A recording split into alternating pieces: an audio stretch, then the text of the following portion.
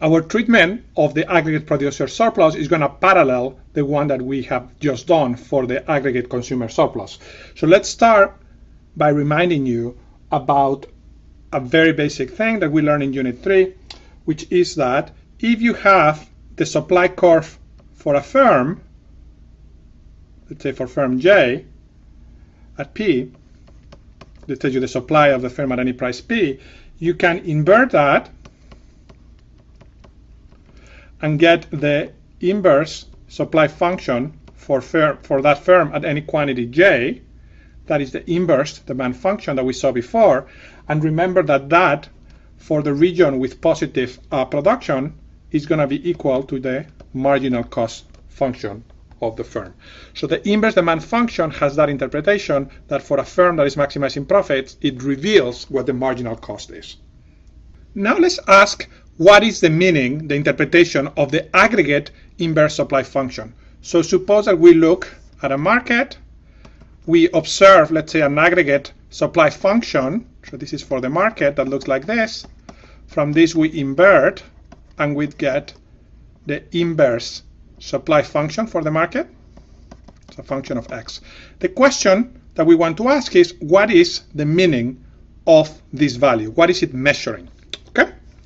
And to do it, it's going to be useful, as before, to remind ourselves that this aggregate demand supply function was built by adding individual demands, let's say for firm equals 1, firm equals 2, etc. And let's say that the individual ones, for example, may have looked like this. Now, the key thing to remember is that at any price P, okay, the aggregate supply is the sum, so XS market P is the sum of the individual firms' supplies. And that for each individual firm, the quantity, at this price P, what that is measuring is what is the marginal cost of production given the quantity, in this particular case, for example, 2, that each firm is produced. In this particular case, it's for firm 1, so this is the amount supplied by firm 1. And at this price is equal to the marginal cost for firm 1 of an extra unit, the marginal cost for firm 2 of an extra unit, etc. So similar to before, what we get is that this quantity, the inverse supply for the market at the quantity X, is the marginal cost of producing an extra unit